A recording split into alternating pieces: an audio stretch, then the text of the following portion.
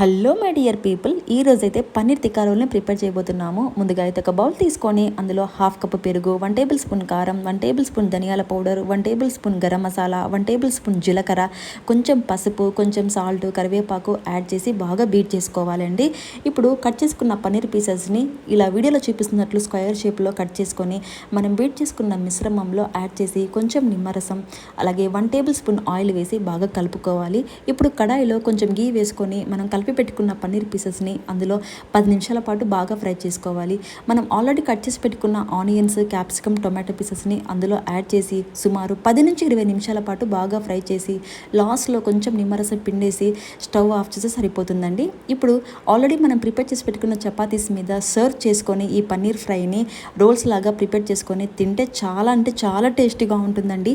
Wait లాస్లో ఉన్న వాళ్ళకి this is the best breakfast అని చెప్పొచ్చు. థ్యాంక్ యూ అండి. Thank you so much for watching.